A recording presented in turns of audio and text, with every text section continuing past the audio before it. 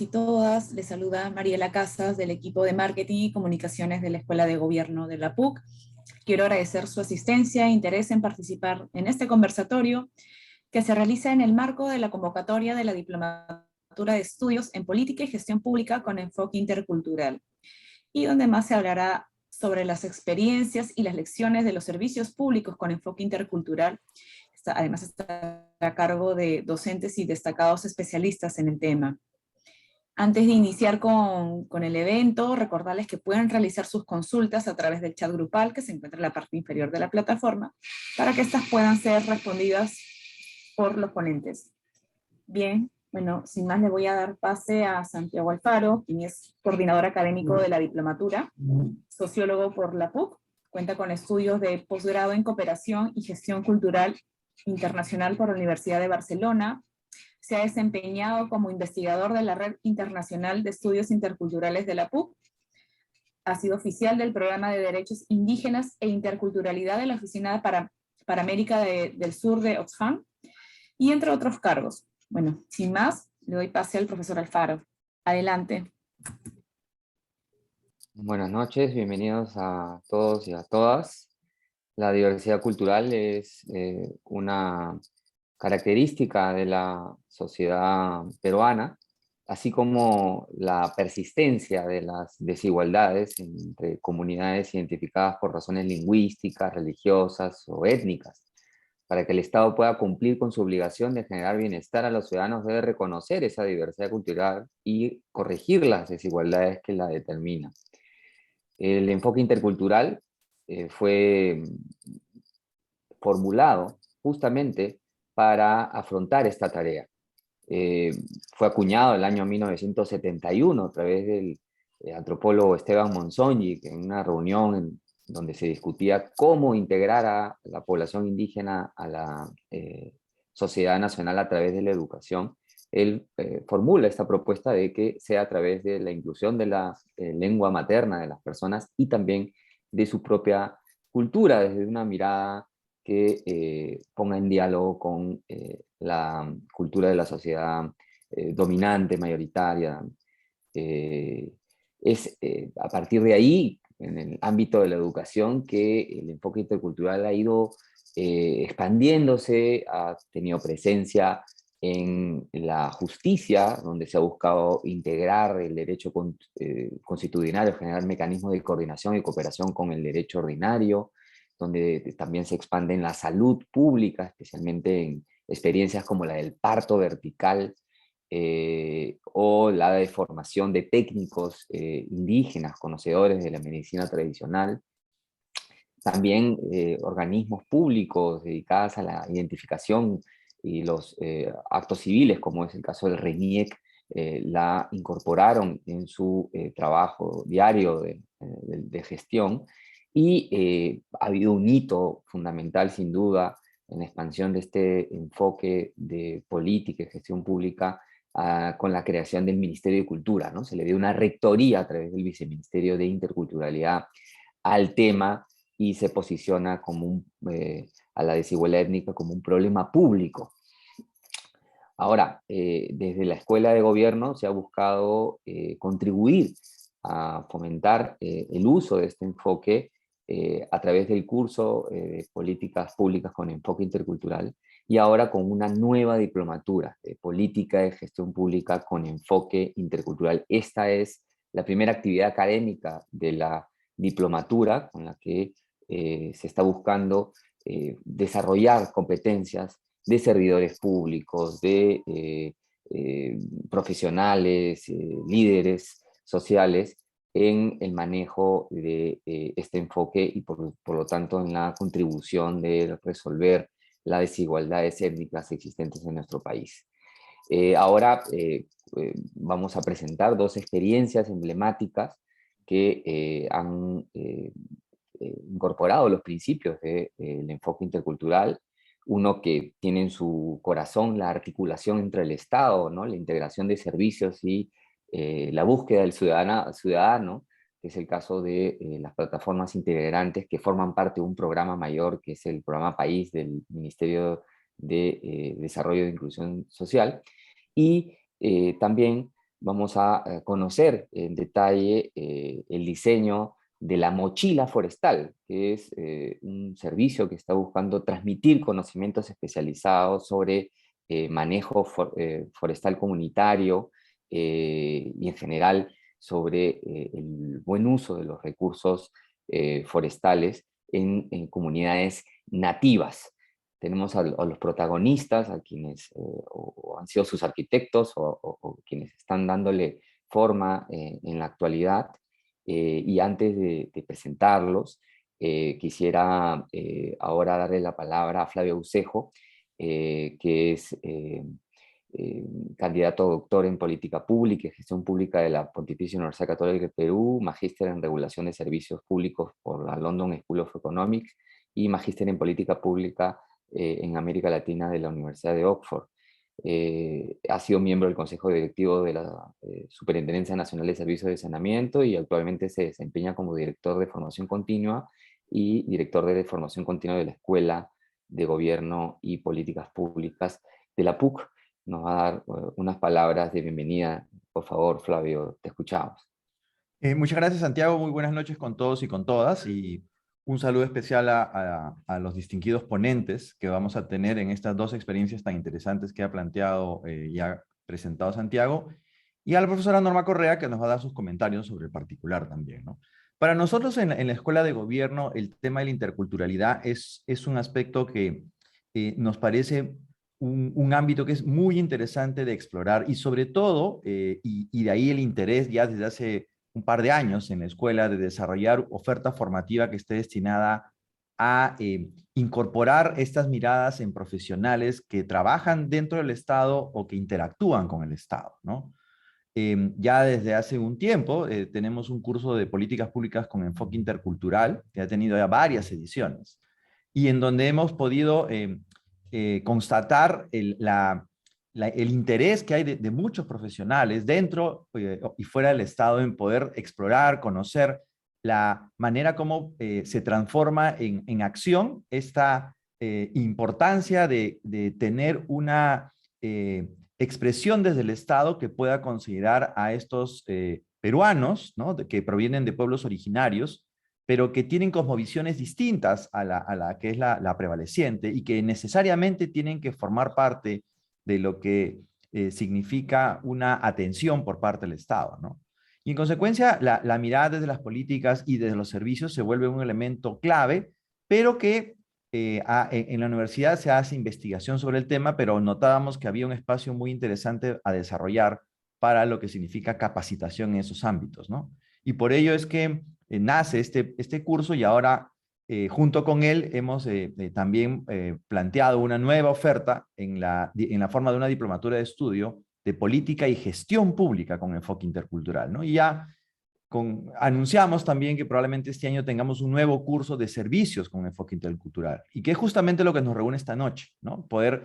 El Estado peruano trabaja desde hace varios años, distintos servicios, ¿no? Santiago ha relevado algunos, también está las políticas educativas en educación intercultural bilingüe, bastante desarrolladas en nuestro país, pero que no han tenido el suficiente reflector y que nos parece que son experiencias que deben ser potenciadas y expandidas para que efectivamente los servicios que el Estado entrega tengan también esta dimensión de interculturalidad. Por eso es para nosotros en realidad un gran honor poder tener estas dos experiencias tan interesantes que vamos a conocer de la mano de Jorge Moscoso y de Luceti Yuyin y David Blas, tanto en el caso de las plataformas itinerantes como en el caso de la mochila forestal. Así que creo que va a ser una noche muy interesante, junto con los comentarios de la profesora Norma Correa. Gracias, Santiago. Muchas gracias, Flavio. Y efectivamente la diplomatura busca cubrir todo el espectro que se puede abarcar de la política pública, planteamiento de problemas públicos, del diseño de la política, definición de objetivos, de estrategias, pero también todo el campo de la gestión pública, de las prestaciones, y que es donde ahora vamos a poner el foco. Para eso tenemos, ya se ha sido mencionado, un gusto y es un placer a Jorge Moscoso, a Lucete Ulien y a David Blas, y vamos a tener en los comentarios Norma Correa. Yo voy a ir presentándolos conforme se vayan, les vaya dando la palabra. Empezaremos primero con Jorge Moscoso, que es licenciado en Ciencias Marítimas, tiene 41 años de servicio en la Marina de Guerra y una amplia experiencia en formulación y gestión de políticas públicas. Ha sido director ejecutivo de Política y Estrategia del Ministerio de Defensa, agregado naval y de Defensa en la Embajada de Perú en Estados Unidos, subjefe de Estado Mayor General de la Marina, subjefe del Estado Mayor de la Comandancia General de Operaciones del Pacífico, comandante general de Operaciones de Amazonía y Quinta Zona Naval y director general de Capitanías y Guardacostas, jefe del Comando Conjunto de las Fuerzas Armadas del Perú, director ejecutivo del Programa Nacional Plataformas de Acción para la Inclusión Social del Ministerio de Desarrollo e Inclusión Social, que es la experiencia que digamos, genera la convocatoria, y ministro de Defensa. Lo he hecho sin detenerme, sin poder, la gran cantidad de cargos que ha ocupado Jorge Moscoso, y claro, él ha sido una persona fundamental en el desarrollo de esta excelente experiencia de articulación de servicios públicos. Entonces, le damos la palabra para conocer más de cerca los PIAs, el programa País. Muchas gracias, Jorge, por su presencia. Muchas gracias, Santiago. Quiero en primer lugar agradecer a la Escuela de Gobierno y Políticas Públicas de la Universidad Católica del Perú, alma mater mía también. Yo tuve la oportunidad de estudiar una maestría en Economía, y felicitarlos por esta iniciativa de darle esta mirada a la interculturalidad desde el punto de vista y con la rigurosidad académica, como una base para enriquecer la formación de los servidores públicos que nos debemos justamente a la ciudadanía. Si me permiten compartir la pantalla para poder un poco conversar sobre la experiencia.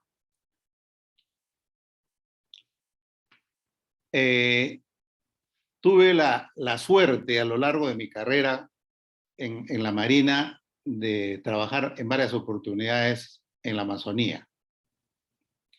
Y siempre cuando hablo de la Amazonía, pongo esta vista y llamo a la reflexión.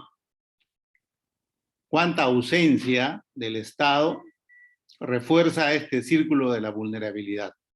El poblador amazónico está atrapado, digamos, en este círculo de la vulnerabilidad, donde la pobreza es evidente con los bajos índices de desarrollo, ¿no?, que todos conocemos, en salud, en educación, en la parte económica. Entonces, ello pues afecta permanentemente al poblador. Lamentablemente también tenemos casi ya, digamos, recurrentemente fenómenos climatológicos como las inundaciones, la sequía también, ¿no?, que afectan todo el entorno y el medio ambiente donde se desenvuelven nuestros pobladores amazónicos, en su mayoría de las comunidades nativas, estas poblaciones vulnerables, pueblos originarios. Y ya de hace bastante tiempo atrás se completa este círculo con la presencia, lamentablemente, la presencia de ilícitos, algunos de los cuales están, digamos, presentes y en magnitud muy, muy importante, ¿no? El caso del narcotráfico, tenemos la zona de la frontera con Colombia, lo más conocido, la zona del Braen, la tala ilegal, creo que ya Osinfor nos va de repente a comentar un poco más, pero todo ello, la minería ilegal que hoy, según las estadísticas, está siendo incluso desde el punto de vista de rentabilidad más rentable que el tráfico ilícito de drogas, y que está afectando tremendamente nuestros bosques. El caso de La Pampa, en Madre de Dios, es evidente, pero también en otras zonas está presente este tema de la tala ilegal. Y la minería ilegal que no solo está afectando, como ya lo mencioné, el tema de los bosques, sino también las fuentes de agua, los ríos. En el caso de Loreto hay ríos principales que están con altísimas, digamos, concentraciones de metales pesados que afectan directamente al poblador que utiliza el río como fuente de recursos. Entonces, ahí es donde estamos. Este es el gran problema.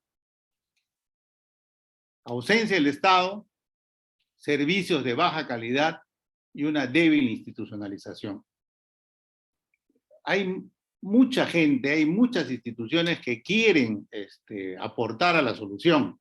Justo hace un rato estuve en una reunión conociendo sobre experiencias de productividad, emprendimientos orientados justamente a la población vulnerable, en la Amazonía, en la zona de selva, ¿no? Orientado a empoderar, por ejemplo, a la mujer, que me parece interesante, después lo podemos comentar un poco más, pero también a lo largo de los años hemos podido, en el caso personal mío, de comprobar que lamentablemente en muchos sectores del Estado, muchas instituciones sobre todo que tienen un nivel de decisión en el Estado, se confunde el área rural como homogénea.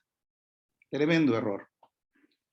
En la zona rural no es homogénea, hay una variedad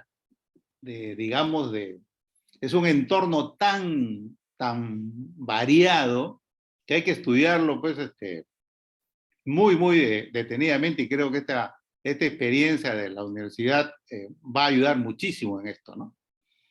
Lo cierto es que en la Amazonía hay dos variables que van a quedar, digamos, se han mantenido a lo largo de la historia, que es la geografía y la dispersión poblacional. Eso de hecho nos lleva a cómo encontrar cuál es el efecto o el factor integrador de las comunidades nativas. Y aquí ya tenemos un primer punto a desarrollar y para reflexionar. Luego de ello, también un poco sobre la base de la experiencia, consideramos que la articulación multisectorial intercultural requiere de una estructura funcional en el Estado que sea especial. Una adecuada gestión presupuestal. Creo que el aspecto intercultural desde el punto de vista de gestión presupuestal necesariamente pasa por programas presupuestales multisectoriales. Debe ser sostenible y evidentemente generar confianza en la población. Estos dos aspectos son claves, porque la desconfianza, producto de la ausencia, de la postergación, de esa brecha que se va ampliando cada vez más y que ahora ha sido evidente a raíz de la situación del COVID, genera pues justamente esta desconfianza de la población. Y como ya mencionamos, presencia de ilícitos en magnitud que afectan la seguridad nacional. Hoy día, lamentablemente, viendo una mesa, la instalación de una mesa técnica en la zona del Braen, vimos cómo los representantes de las comunidades nativas se retiraban de esa mesa por el hecho que no habían sido considerados en el sitio que les corresponde. Fíjense ustedes, ¿eh? Se retiran de un ámbito de diálogo con el Estado porque no reciben el lugar que les corresponde. Eso yo lo aprendí. Hay que pedir permiso a los alcaldes de los centros poblados, a las autoridades de los centros poblados de las comunidades nativas, para poder realizar algún tipo de actividad. Así que eso está presente. El año 2012 tuve la suerte de ser nombrado como comandante general de operaciones de la Amazonía y llegar a Iquitos. Fue una experiencia extraordinaria. Y como siempre lo hacemos en la Marina y creo que también en otras instituciones del Estado, la primera pregunta al inicio de la gestión es: ¿estamos haciendo cosas buenas por la población? Y yo creo que al final siempre la respuesta es sí. Y bueno, inmediatamente viene la segunda pregunta: ¿y podemos hacerlo mejor? Y la respuesta también tiene que ser que sí. Entonces el equipo de trabajo que nosotros en la Marina llamamos Estado Mayor, comenzó a desarrollar una estructura de planeamiento para poder dar respuesta a esta pregunta de mejora de la presencia del Estado desde el punto de vista aquí de seguridad y desarrollo, justamente en estos lugares que son poco atendidos en la Amazonía. Como ya lo vimos, presencia de ilícitos, inundaciones, problemas de salud, pobreza en general. Entonces, lo que la Marina vino haciendo bien hace muchos años, que se llamaban acciones cívicas, giramos a un nuevo concepto que le denominamos acción social con sostenibilidad.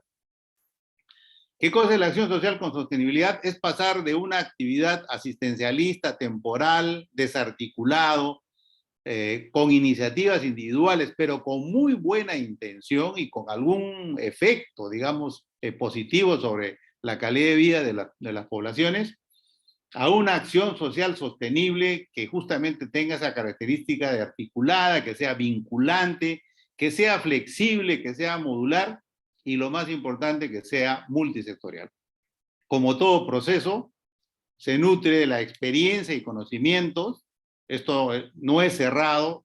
Cada año, cada campaña, cada navegación, se van conociendo cosas nuevas y bueno, ello permite una retroalimentación integral a la propuesta. Entonces, se trata de articular plataformas con programas. En este caso hemos puesto como ejemplo 4 ejes de intervención, los cuales lo vamos a explicar un poquito más en detalle, pero que estos ejes de intervención, como vuelvo a repetir, con esta característica de modular y flexible, permite que puedan entrar o salir determinados programas. Por ejemplo, si hablamos de atención primaria de la salud, de desarrollo infantil temprano, pueden incorporarse proyectos del gobierno central, como también regional o incluso local. Y esta articulación de programas se cruza con las plataformas de intervención. Aquí es donde viene ya el aspecto interesante, digamos, de esta propuesta con la sostenibilidad. La plataforma itinerante, que es la que vamos a conocer, no es suficiente para poder lograr el objetivo. Hablábamos de la dispersión y la geografía. Entonces es importante que haya una red, una estructura de infraestructura, valga la redundancia, local, que sea también articulada y se integre a través de esta propuesta de la estrategia de acción social. Y allá lo que creo que hemos aprendido todos a lo largo del tiempo y que nos permitió preparar y presentar esta propuesta, que es la tecnología. Como vamos a ver, la característica principal de las plataformas itinerantes, de las PIAs, es justamente el empleo de tecnología de información y comunicaciones en el más alto nivel. Entonces, estas plataformas itinerantes lo que buscan es mejorar la calidad de vida de la población vulnerable brindando servicios del Estado. Evidentemente, estos servicios tienen que tener una pertenencia cultural porque lo que se busca es que se desarrolle y se retroalimente un proceso de legitimidad. Tal es así que cuando comenzamos, y esa es una primera reflexión que hago, es antes de actuar o de presentar algo como parte de una solución, hay que escuchar. Y eso es lo que nosotros hicimos cuando desarrollamos la primera versión de la estrategia. Talleres que los hicimos en Iquitos, trayendo a representantes de las comunidades nativas, incluso los alojamos, para en estos talleres escuchar cuáles eran sus necesidades, cómo pensaban ellos que debería el Estado de llegar para atenderlos en este acercamiento de la oferta del Estado, pero con esta pertenencia cultural. Ahora, evidentemente este proceso todavía continúa, no de ninguna manera hemos llegado al óptimo y nos hemos quedado, como vamos a verlo, en una primera fase. La naturaleza itinerante y predictibilidad nos aseguran la funcionalidad del programa se reconoce la importancia de tecnología de información y comunicaciones, y hay un aspecto importante también que después lo podemos comentar, que es incorporar las dotaciones mixtas para reforzar este tema de interculturalidad. ¿Qué significa esto? Miembros de las comunidades, de las cuencas, de las etnias, de los pueblos originarios, que pueden incorporarse como dotación de las PIAS. Esta es una PIAS, es una plataforma que tiene varios servicios, principalmente de salud.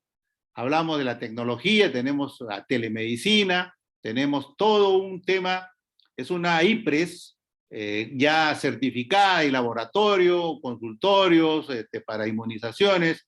Hay algo que es importante en innovación, que es la presencia de una oficina del Banco de la Nación con un cajero automático para cobra de beneficios, de bonos.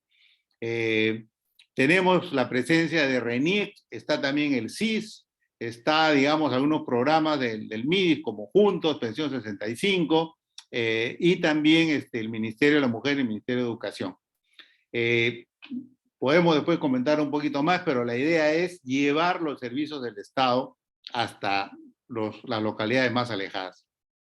Hoy tenemos operando 10, 6 en versión plataforma, más 4 buques de la Marina, y fíjense, están ubicados en el río Putumayo, frontera con Colombia, el río Napo, tenemos el río Yavarí, que recién se ha incorporado, frontera con Brasil, tenemos en el río Morona también una plataforma, y una en el lago Titicaca. Y se ha iniciado la construcción de 2 para la cuenca del río Ucayali.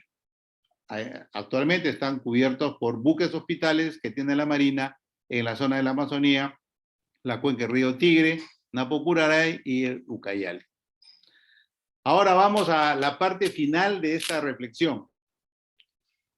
Santiago nos comentó la importancia de la interculturalidad. Alguna vez, conversando con un miembro de un jefe de una de estas comunidades, me decía: director, para que ustedes se relacionen con nosotros, siempre tienen que tener presente estos 3 aspectos: el poblador, su territorio y la cosmovisión. No hay forma que esto quede desconectado. O sea que la interculturalidad tiene necesariamente que considerar estos 3 aspectos, de manera tal de que este círculo se refuerce en forma positiva para lo que es presencia del Estado. Y finalmente, ¿qué lecciones hemos aprendido hasta el día de hoy? A pesar de tener un componente de interculturalidad en las plataformas itinerantes, su misma naturaleza itinerante nos hace, por el momento, que sea un bajo nivel de interculturalidad. El trabajo del Ministerio de Cultura ha estado orientado hacia buscar la legitimidad, pero básicamente trabajando con enlaces regionales, enlaces de campo y facilitadores interculturales a bordo de la plataforma, que sirven como nexo básicamente desde el punto de vista lingüístico, ¿no? Para poder interactuar con los pobladores durante la presencia de las plataformas en las comunidades. ¿Qué se proyecta o qué se proyectaría hacia futuro? Por ejemplo, la atención primaria de la salud, como ya se mencionó, una relación más estrecha entre medicina institucional y medicina tradicional. Por ejemplo, énfasis en desarrollo infantil temprano, madres gestantes, trabajar en trazabilidad social, que es el seguimiento del peruano, peruana que nace y que es sujeto de derechos y por ende de servicio del Estado. Hay un proyecto muy interesante que lo podemos después también comentar, que se llama Mamás del Río, que está desarrollado pensando en este acercamiento entre lo tradicional y lo institucional. La población vulnerable tiene que ser protegida. Es por eso que los programas del Ministerio de Educación, MIDIS y Mujer necesitan aquí en las PIAS un trabajo intercultural extramuros para seguimiento de resultados. Hoy, con el COVID, hemos visto que se ha incrementado tremendamente el abuso, la violencia doméstica, el uso de alcohol, bueno, diversos aspectos que han saltado tremendamente. Lo otro también, difusión de contenidos de derechos en lenguas originarias. Esto es importante hacerlo para saber cuáles son mis derechos. Y algo que creo que es muy importante y que la academia podría aportar muchísimo es prácticas profesionales a bordo de la plataforma y también en la infraestructura en tierra. Y por último, como ya también se mencionó, la educación intercultural bilingüe en un concepto de cogestión con la comunidad. La comunidad tiene que participar de la gestión educativa, porque ellos son los beneficiarios. Para ello nosotros podemos aportar también desde las PIAs con un trabajo extramuros en apoyo y seguimiento de la educación intercultural bilingüe. Y como ya se mencionó, uso intensivo de tecnología, información de comunicaciones. Creo que eso es clave para acercar al Estado. Y utilizar, creo que también se merecen esa oportunidad de innovación educativa a través de diversos proyectos, como por ejemplo uno que se llama el Fab Lab, que pone, digamos, al joven y al poblador con esta oportunidad de uso de tecnología. Bueno, eso es lo que quería compartir con ustedes en la noche, el día de hoy, y quedo atento para algún comentario posterior. Muchas gracias. Pero no sé si me he pasado. No, perfecto, sí. He estado justo a terminar en el momento debido. Gracias y nos deja muchas pistas para la reflexión, tanto desde el lado de la naturaleza y del enfoque intercultural, ¿no? Cómo se requiere adaptar la gestión pública a las necesidades del ciudadano. En este caso, el patrón de ocupación del territorio disperso demandó un esfuerzo por no tener la pauta regular, que es la centralización y esperar que el ciudadano llegue al Estado, sino llevar el Estado al ciudadano. Es un primer cambio que se da con un servicio articulado como el que se ha planteado.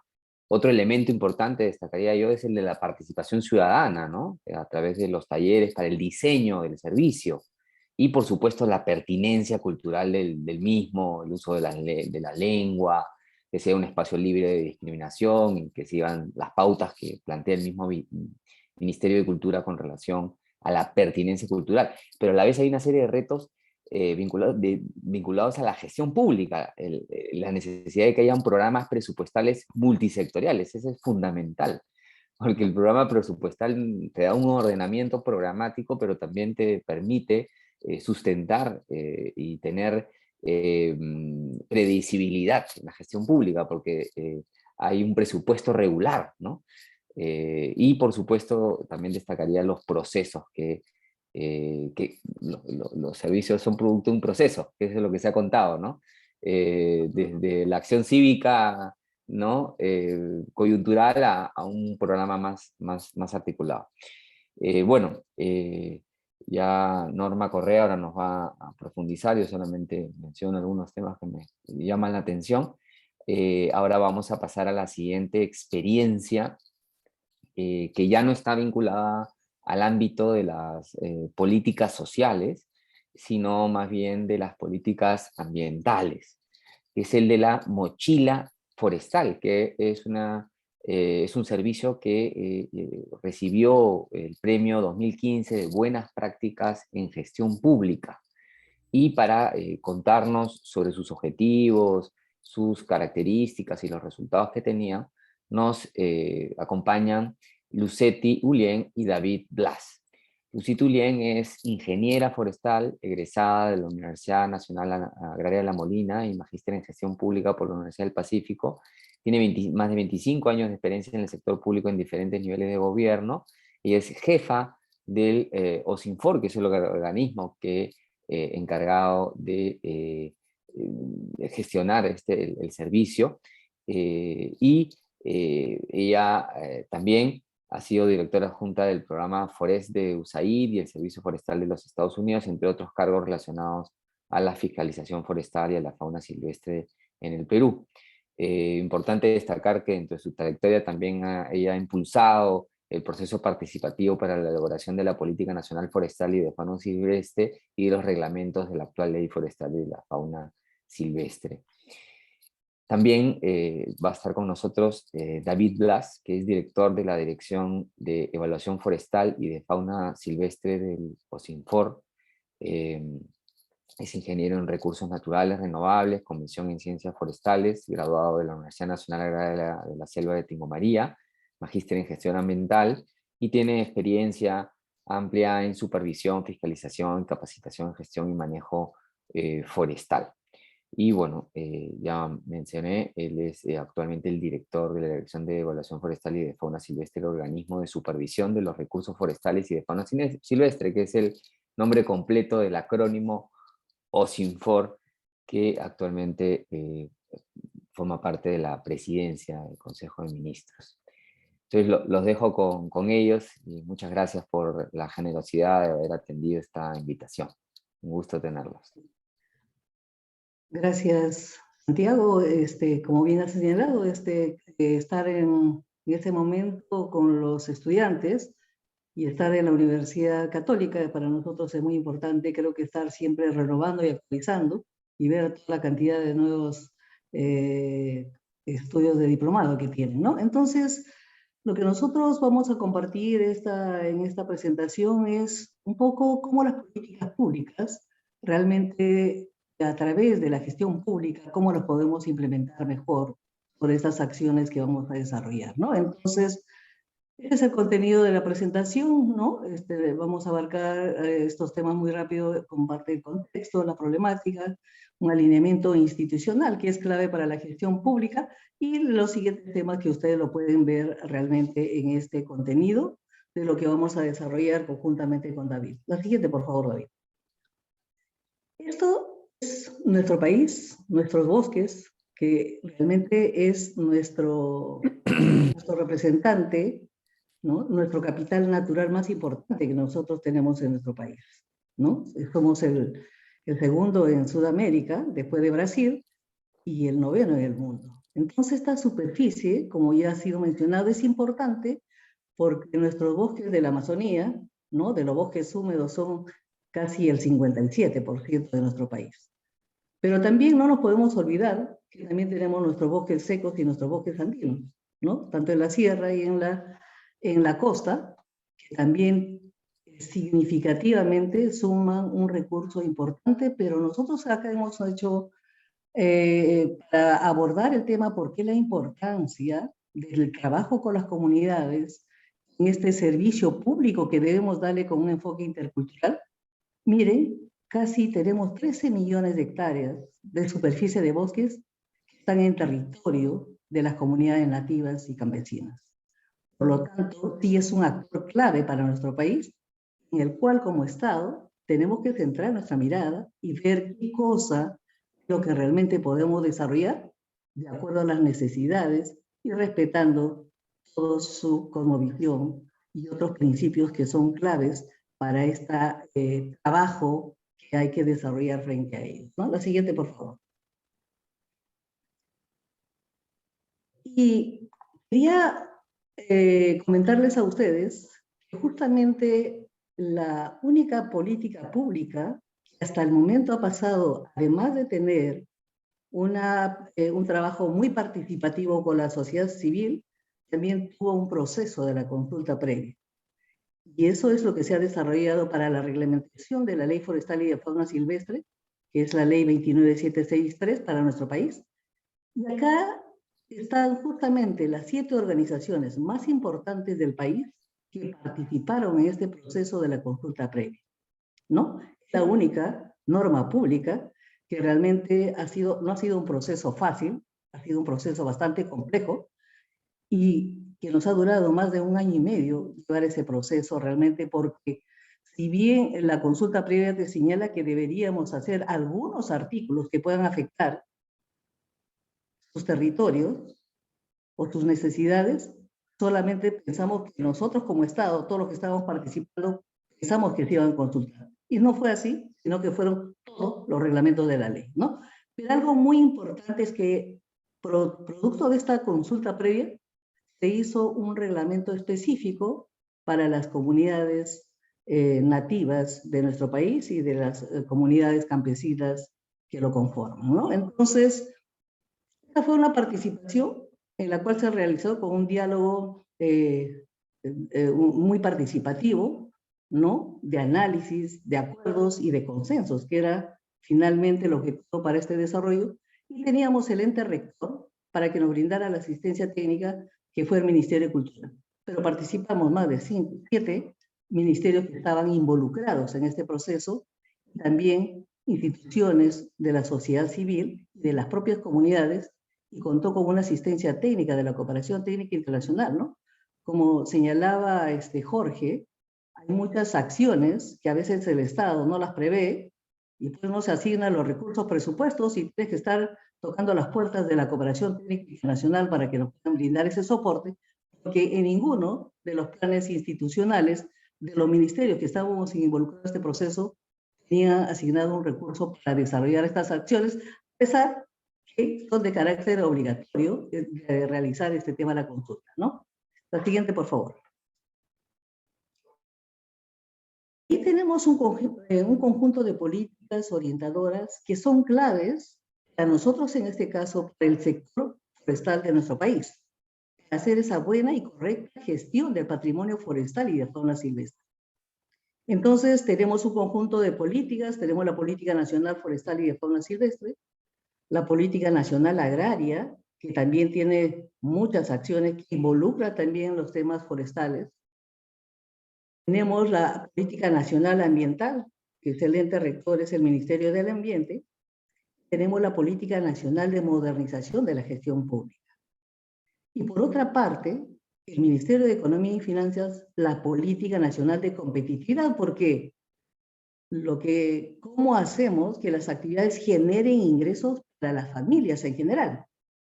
Pero que para el caso de la gestión del patrimonio lo tenemos que hacer con un buen aprovechamiento y hacerlo sostenible, las acciones que queremos desarrollar, pero en el marco de las reglas que están establecidas para desarrollar este trabajo, y esas reglas del juego lo establece la ley forestal y sus reglamentos, ¿no? Entonces, algo muy importante es para la gestión pública, y ahí está el arte, cómo se hace el uso de todas estas políticas orientadoras para desarrollar este trabajo, y además, en este caso, hay temas muy importantes que justamente se resaltan en cada uno, ¿no? Entonces, en el caso de las políticas forestal y de fauna silvestre, tiene un enfoque ecosistémico, no solamente mirar el bosque, sino que ver en su conjunto, porque tiene una serie de beneficios. No solamente la flora, tiene la fauna y toda la biodiversidad, pero también si tienes un efecto promotor, porque no solamente es castigar, porque ahora las nuevas orientaciones de la política de fiscalización están orientados al tema de que tenga un carácter más orientativo que punitivo. Y por otra parte también ya ese enfoque de género, hombres, mujeres, niños, niñas, se tengan que respetar, y otros principios que son claves para desarrollar. Pero algo muy importante que promueve justamente la Política Nacional de Modernización del Estado es cómo generamos que todas estas acciones lo hagamos en el marco de la gobernanza. Ese es el reto, y ese es el trabajo, y ese es el arte. Muchas de las gestiones públicas que pueden estar a cargo de diferentes funcionarios, si no hay ese arte de desarrollar, no necesita aprenderse todas las políticas, todos los reglamentos, todas las leyes, sino cómo haces uso de esas herramientas y se articulan en conjunto para brindar un servicio de los ciudadanos y de las ciudadanas de nuestro país, ¿no? La siguiente, por favor. Entonces, en ese marco, es muy importante, para dar pase ya a David, lo que se ha mencionado, que de verdad tiene que haber un trabajo articulado. Para el sector forestal de nuestro país, habla muy claramente que hay 3 autoridades que son de importancia con sus competencias y funciones, que es el Servicio Nacional Forestal y de Fauna Silvestre de nuestro país. Por otra parte está nosotros como SINFOR, como órgano fiscalizador de los derechos que han sido otorgados por el Estado, y por otra parte los gobiernos regionales, que son los que administran el trabajo. Entonces este trabajo no es de uno, sino de los 3, pero también con las otras instituciones que están involucradas, y por eso hablamos del trabajo articulado multinivel, multiinstitucional, realmente sobre el cual hay que trabajar. Entonces, en ese marco, estas acciones, que además de esta articulación, es cómo entre ellas se articulan y realizan un trabajo en conjunto para brindar un servicio de calidad al ciudadano. Ese es el reto, y hay actores, además, que también de la sociedad civil participan las organizaciones civiles, la cooperación técnica internacional, la academia, y cada uno es con sus roles y competencias que puedan desarrollar este trabajo, ¿no? Entonces, frente a esas características, nosotros, siempre nuestro lema es, oye, ¿cómo contribuimos a la gobernanza forestal de nuestro país? Nuestras actividades tenemos dentro del marco de nuestros objetivos misionales como Sinfor. Y una línea estratégica que le va a comentar David lo que estamos haciendo se encuentra con el tema del fortalecimiento el fortalecimiento de capacidades a las comunidades nativas para lograr justamente esos cambios sociales en el comportamiento, que es finalmente el reto de lo que queremos desarrollar, ¿no? Entonces, esta experiencia, que es un resultado de lo que vamos a estar mostrando el día de hoy, le voy a dejar a David que pueda continuar con la presentación. Muchas gracias, Lucetti. Antes que nada, muy buenas noches a todos y todos. Y bueno, agradecer a la Universidad La Católica por esta invitación para poder conversar pues, sobre los servicios públicos con enfoque intercultural, ¿no? Creo que es un tema muy relevante en estos momentos. Bien, continuando con la presentación sobre nuestra experiencia en el OSINFOR con respecto a una metodología y herramienta de capacitación denominada la mochila forestal, queríamos primero también compartir, digamos, cuáles son esas problemáticas, digamos, que nos llevó a nosotros poder plantear una solución frente a una situación tan crítica que estábamos viviendo con respecto al aprovechamiento del recurso forestal y de fauna silvestre. Bien, el primer problema que, entre otros, seguramente, que se pueden identificar, lo que nosotros veíamos es que existía una débil capacidad de gestión de nuestras comunidades nativas, ¿no? Es decir, generalmente nuestros representantes de las comunidades o los APUs de las comunidades eran justamente los que veían, digamos, el manejo de los títulos habilitantes y no necesariamente, digamos, la asamblea comunal. Entonces ahí había una débil, digamos, articulación interna entre las comunidades nativas. Pero además también este problema, digamos, no es solo la problemática que afecta, digamos, a las comunidades, sino que también existe una ausencia en el financiamiento, ¿no? Con respecto a las comunidades nativas. Y al existir esta ausencia de un financiamiento por parte, digamos, del Estado o por parte de los entes financieros, genera, pues, digamos, contratos desiguales entre el tercero habilitador que se involucra en el aprovechamiento forestal, generando detrimento, ¿no? Generando sanciones, generando infracciones a las comunidades, ¿no? Es decir, las comunidades al no tener recursos para poder implementar sus documentos de gestión, como se llaman los planes de manejo, para poder aprovechar su madera de forma legal, lo que hacen es buscar terceros habilitadores para que les puedan financiar sus inventarios, sus censos forestales, la elaboración de sus documentos de gestión. Entonces, finalmente, pues, el mayor, digamos, la mayor ventaja o la mayor ganancia lo llevan siempre, pues, los terceros habilitadores, ¿no? Y la comunidad nativa lo que se quedan, pues, es con las sanciones muchas veces y con poco ingresos para su calidad de vida. ¿Y qué ha generado toda esta situación, no? Ya lo decía Jorge, de que justamente nosotros, como parte de nuestro proceso de supervisión, en el marco de nuestras competencias, hemos detectado pues que a partir de los permisos que se otorgan en las comunidades nativas, hay un volumen bastante significativo de madera que está saliendo de manera ilegal, ¿no? Estamos hablando de más de 610.000 metros cúbicos. Esto representa pues a más de 134 millones de pies tablares de madera. Pueden imaginarse el volumen, la cantidad de madera que está, digamos, ingresando al mercado, ¿no? A un mercado.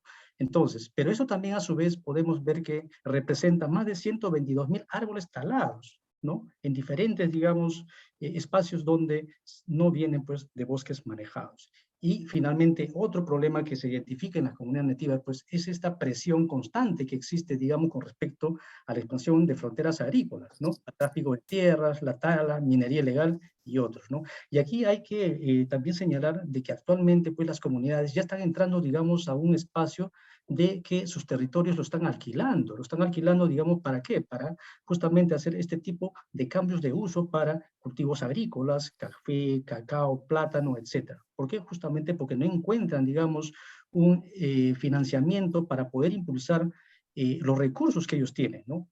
Tienen muchos recursos en sus bosques, las comunidades, recursos maderables, no maderables, pero sin embargo, pues no cuentan con el financiamiento para que ellos puedan impulsar, digamos, estas actividades productivas. Bien, entonces, frente a esta problemática, nosotros en la institución lo que hemos hecho es un alineamiento estratégico para poder dar solución a este problema. Lo que siempre se escucha, digamos, en los diferentes eventos relacionados a gestión pública es que el problema central que existe es que muchas veces no se interioriza las políticas dentro de las diferentes instituciones, y esto se ve plasmado, pues, principalmente en los diferentes gobiernos regionales, gobiernos locales, ¿no? Donde no hay un alineamiento concreto entre sus planes estratégicos, sus planes operativos, ¿no? Y algunas estrategias de intervención. Entonces, en nuestro caso particular, este modelo, esta, digamos, estrategia de capacitación sí se encuentra inmerso en nuestro alineamiento, ¿correcto? Nosotros hemos desarrollado una acción estratégica que nosotros lo denominamos el fortalecimiento y desarrollo de capacidades con enfoque preventivo, intercultural e inclusivo para los actores forestales y de fauna silvestre, principalmente pues abocado a las comunidades nativas, porque sabemos que ahí, como ya Lucete lo ha señalado, pues descansa más de casi 13 millones de hectáreas de bosque, o sea, un recurso importantísimo que tiene que darse un buen manejo sostenible. Bien, entonces nosotros para ver si nuestras políticas, nuestras estrategias de intervención están siendo las correctas, ¿no? Nosotros tenemos indicadores para medir justamente este avance, ¿no? Hoy les voy a compartir solamente 3 de esos indicadores, ¿no? Uno de ellos es con respecto a la calidad de los planes de manejo que presentan estos actores para poder aprovechar el recurso bosque. Luego también, qué volumen, digamos, de madera está saliendo del bosque, es decir, si sale madera de, digamos, de origen legal o origen ilegal. Y el tercer indicador es para ver cuántas, digamos, después de nuestras intervenciones en la supervisión, cuántos de ellos están, digamos, siendo sancionados, ¿no? Entonces, a través de esos 3 indicadores, más adelante vamos a presentar la data para que ustedes puedan ver cómo en el tiempo, pues, se ha ido moviendo estos indicadores. Bien, entonces esto es un poco información, digamos, general con respecto a nuestra intervención a nivel de las capacitaciones. Nuestra intervención es a nivel nacional, y como pueden ver, desde el 2012 al 2021 hemos realizado nosotros más allá de 566 talleres, hemos capacitado más de 25,000 personas, ¿no? Y entre ellos el 26% han sido a las mujeres. Aquí yo quiero hacer un énfasis en que es bastante complicado, digamos, subir este índice de participación de mujeres, principalmente en comunidades nativas. Pueden darse cuenta en base a la información que nosotros, nuestro enfoque va en mayor porcentaje en nuestra intervención a comunidades nativas, el 41% de muchos más actores que tenemos, pero nosotros nos enfocamos justamente a fortalecer estas capacidades, ¿no?, a nuestras comunidades, porque sabemos que es una población vulnerable. Además, también tenemos todavía una brecha por cerrar, porque hemos estado capacitando a 18 etnias, pero de las 44 que existen, ¿no?, de acuerdo al censo del INEGI de 2017, pero además también hay un elemento importante aquí que señalar, pues estas 44 etnias, pues, están, digamos, están hablando, pues, más de 40, digamos, idiomas o dialectos originarios. Ahí tenemos también un gran, digamos, un gran problema, un gran reto, ¿no? ¿Cómo es que las políticas públicas, cómo las estrategias de las diferentes instituciones hacen para poder, digamos, llegar a estas comunidades que tienen diferentes, digamos, medios de comunicación, ¿no?, lenguas, ¿no? Entonces, ¿cómo hacemos? ¿Cómo materializamos, digamos, esas políticas para que nuestras comunidades nos puedan entender lo que nosotros queremos transmitir, ¿no? Entonces, ahí justamente ingresa, pues, entra a tallar la metodología de la mochila forestal. Bien, entonces, ya ingresando un poco más ya a la parte más operativa, ¿no? Entonces, nosotros nos planteamos como una estrategia de capacitación en la institución, en este caso en el OSIFOR, pues tratando primero de ver cómo nosotros contribuimos al cambio de conducta de estos actores, ¿no? Y no solamente el cambio de conducta, sino también cómo hacemos incrementar sus capacidades para que ellos puedan aprovechar de una manera más sostenible el recurso forestal que tienen en sus bosques. Entonces, para ello nosotros hemos diseñado diferentes tipologías de capacitación que se concentran en 2 estrategias, entre talleres y cursos. Pero no voy a definir, digamos, cada uno de ellos por el tema de tiempo, pero me voy a enfocar en, en la primera estrategia, que es el fortalecimiento de capacidades. Bien, entonces, ¿qué es la mochila forestal?, ¿no? Aquí viene, digamos, justamente cómo nosotros hemos desarrollado esta estrategia de capacitación a través de esta metodología y herramienta. ¿no? Entonces, nosotros decimos que esta es una herramienta y metodología porque, digamos que primero porque es una herramienta que puede ser utilizada, digamos, sin necesidad de tener luz eléctrica, sin tener el uso, digamos, de una computadora, sin tener la necesidad de tener un proyector. O sea, esta es una mochila, digamos, una mochila, un medio de capacitación tan dinámica que tú lo puedes llevar al bosque, ¿no? Donde no requieres tecnología, ¿no? ¿Y cómo está conformado esta metodología de capacitación, ¿no? Es a través, digamos, de figuras. Son figuras autoadhesivas, didácticas, que te permiten crear, digamos, un tema, te permite, digamos, hacer una suerte, digamos, de relato de una historia, pero relacionado a un tema en común, ¿no? Además que es práctico para poder llevarlo a cualquier parte, digamos, del territorio, ¿no? No es digamos, un material pesado, ¿ok? Pero además también esto tiene un enfoque, digamos, intercultural, porque recoge, digamos, elementos interculturales, ¿no? Vivenciales de la propia comunidad. Y por eso que nos permite, digamos, articularnos de una mejor manera, ¿no? Entonces, esta metodología está básicamente dirigida a las comunidades nativas y campesinas. Como ya lo ha señalado Santiago, esto ha tenido ciertos reconocimientos, tanto en el 2015 como en el 2021, por buenas prácticas en gestión pública. Bien, entonces, ¿qué buscamos nosotros con la mochila forestal? ¿No? Nosotros, bajo nuestras estrategias que teníamos de intervención, lo que buscamos es contribuir conocimiento sobre distintas temáticas. Es decir, esta metodología de capacitación es tan dinámica que no solamente podemos hablar de temas forestales, ¿no? Ya les voy a más adelante mostrar por qué, digamos, esto es adaptable, es escalable. Podemos hablar, digamos, de tema de agricultura, ganadería, pesca, ¿no? O sea, esta metodología tiene esa capacidad, digamos, de poder escalar a otros temas, digamos, de interés, ¿no? Pero además también con esta metodología de capacitación nos permite formar capacitadores comunales, ¿no? Para ello nosotros tenemos algunos criterios, digamos, básicos para poder identificar a los comuneros que tienen ciertas características, y aquí lo resaltante es que como Estado o como entidades públicas, pues no siempre tenemos recursos suficientes. Por lo tanto, este es un medio como, digamos, hacer sostenible este proceso de capacitación en las comunidades nativas. Y un elemento adicional es que una vez que nosotros entrenamos a los representantes de las comunidades nativas previamente identificados, ellos ya posteriormente hacen, digamos, el tema de sostenibilidad de la capacitación a través de sus propias lenguas nativas, ¿no? Ellos, por lo general, son bilingües, pero no toda la comunidad es bilingüe, solamente a veces son algunos líderes. Y a través de esta capacitación o entrenamiento en el uso de la mochila forestal, lo que hacemos es que esta metodología sea sostenible. Es decir, el capacitador entrenado, el comunero entrenado, regresa a su comunidad, hace las réplicas, pero en su dialecto. ¿Por qué? Porque esta metodología no tiene texto, es solamente a base de imágenes. Los únicos textos son los títulos de cada secuencia de relato de la temática, ¿no? Además también, con esta metodología lo que nos ha permitido es transferir digamos, estas capacidades a otras instituciones públicas, ¿no? Pero además también, ya desde 2019 hemos empezado a fortalecer las capacidades de los especialistas de las diferentes regiones, donde pues tienen este público objetivo, que son las comunidades nativas. Entonces, esta metodología, como pueden ver ustedes en las imágenes, no requiere de mayor tecnología, como pueden ver una fotografía en el campo, ¿no? Se extiende, digamos, el franelógrafo que actúa como una pizarra y se va, digamos, armando las figuras como si fuera un rompecabezas, pero todo está, digamos, diseñado en base a una temática previamente concebida. David, el tiempo se nos acaba, pero te pediría sintetizar para cerrar la exposición, que creo que es aspectos centrales en los que estás exponiendo, y quizás con las preguntas se pueda profundizar en otros aspectos que se tengan, ¿no? Porque hay una diversidad de Sí, correcto. dimensiones, ¿no?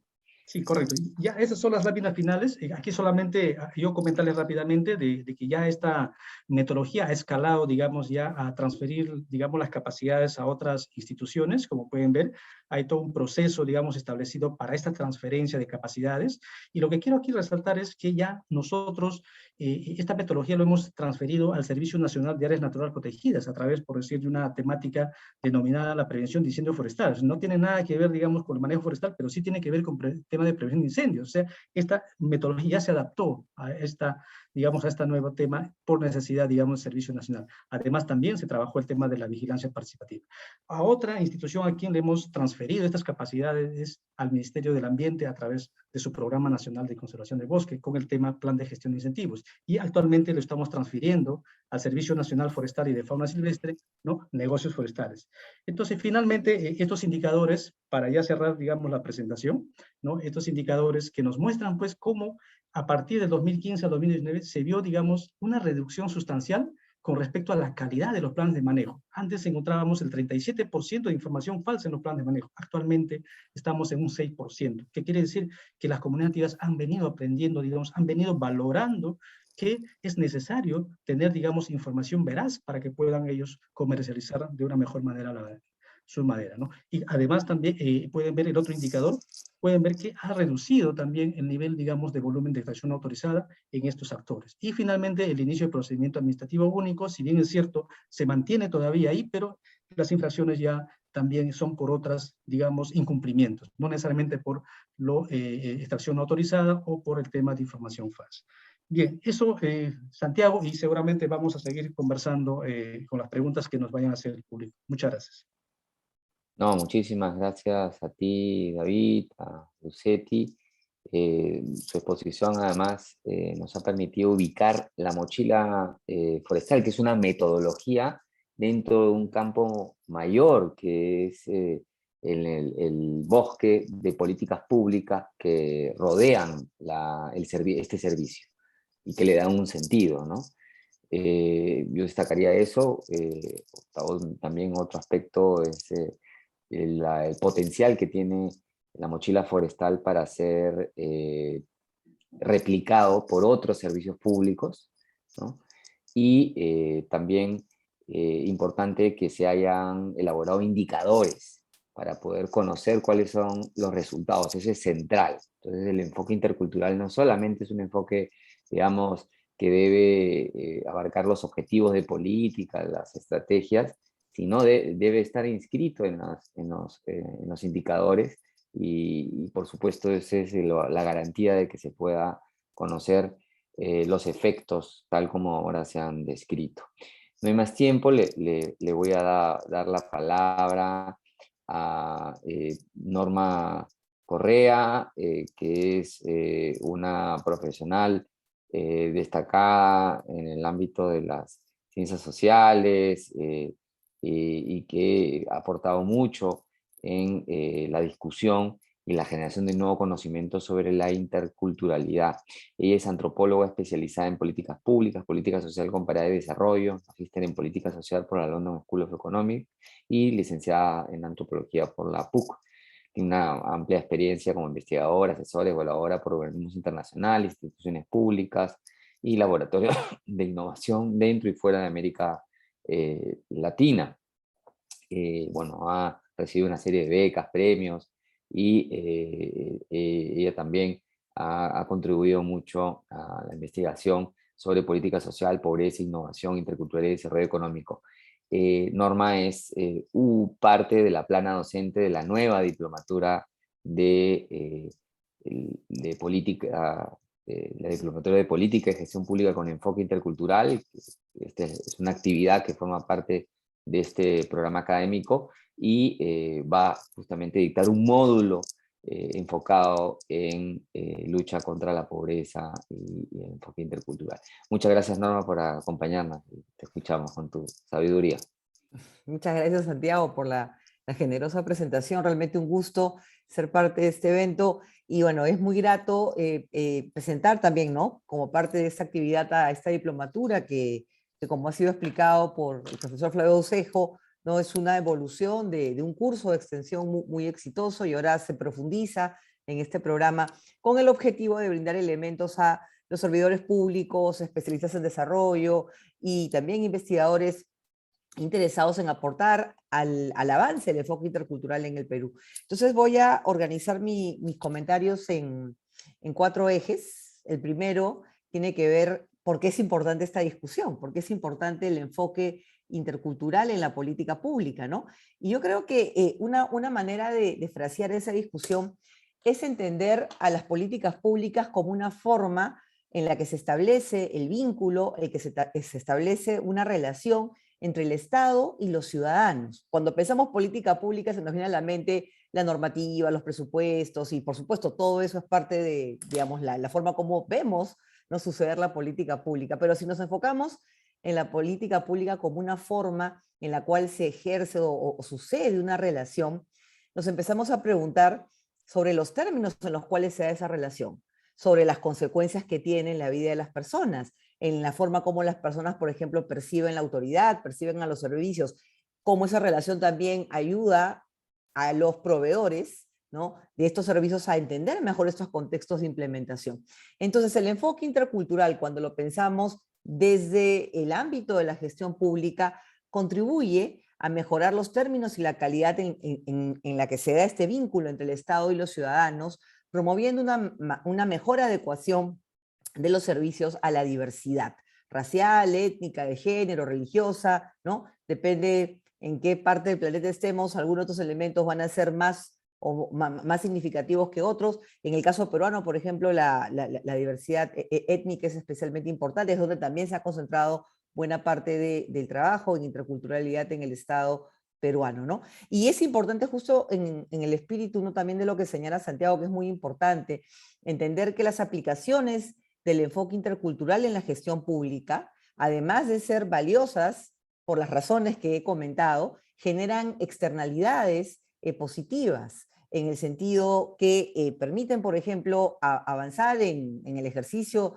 de derechos, permiten que la política pública gane efectividad al momento de logro de resultados, porque finalmente lo que nos ayuda, ¿no?, o lo podemos poner otros términos, el valor agregado de esta mirada intercultural está en dos tiempos. Está en un primer tiempo que es, digamos, la entrega del servicio, ¿no?, pero también se juega, si quieren ustedes, en un partido paralelo, pero que sucede temporalmente después, que es en la sostenibilidad de los resultados, de los cambios de comportamiento, de las mejoras que se han generado como parte de la implementación de un proyecto o programa de desarrollo. Y qué importante es pensar la sostenibilidad en política pública, ¿no?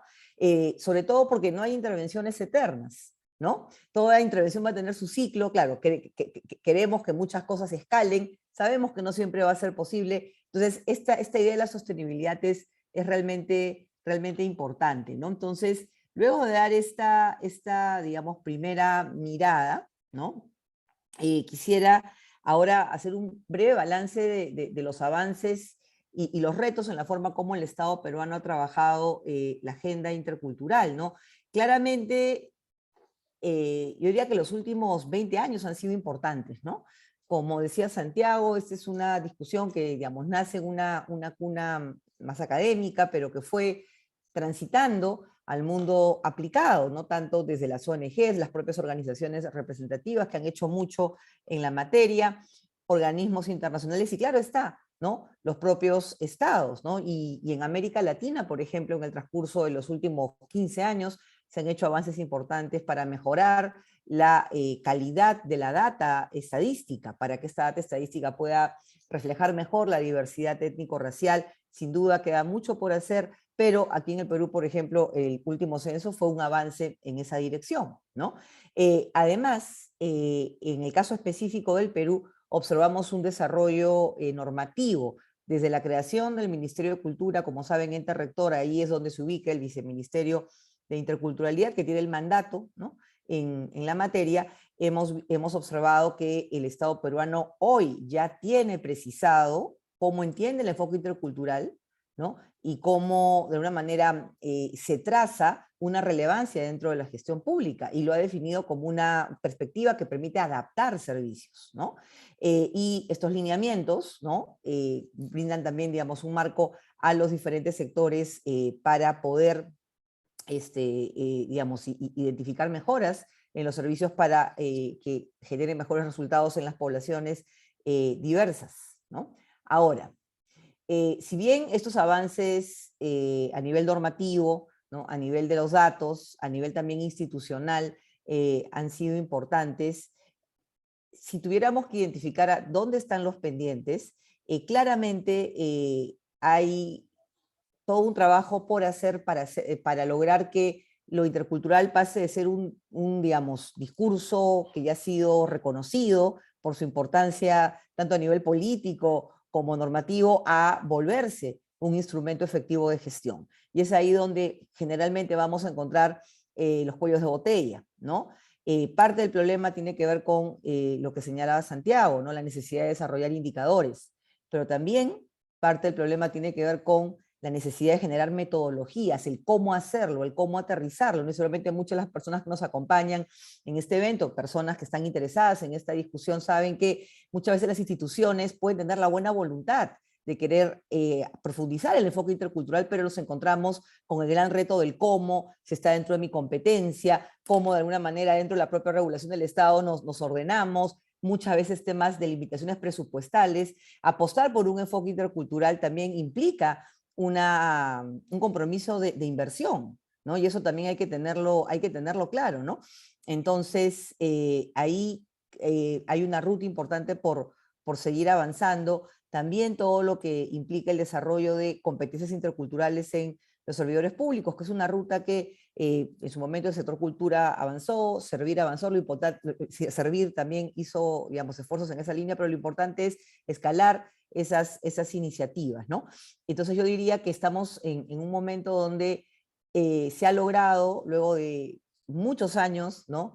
de esfuerzo, de lucha, de aporte de las propias organizaciones representativas, de sociedad civil, de la academia, de los especialistas, personas que pues, están comprometidas con esa gente, se ha logrado que la interculturalidad ya tenga un lugar posicionado en la política pública. El tema entonces, ahora, o el reto, o el desafío es que no quede solamente como una mención diplomática, como es muchas veces, y que realmente se ha usado como un instrumento para hacer una mejor prestación. Y es ahí donde, ya yendo a la tercera parte de mi comentario, los casos que han presentado tanto el almirante Moscoso como los colegas David, Lucetti, desde la experiencia ambiental son importantes, porque algo, por ejemplo, que a veces adolece el Estado peruano es en gestión de conocimiento de su propia experiencia, ¿no? Se hace mucho, pero a veces no se comparte lo suficiente, no se sistematiza lo suficiente. Estas son experiencias que, además de haber logrado una buena implementación, se han vuelto referentes, se han vuelto casos de estudio,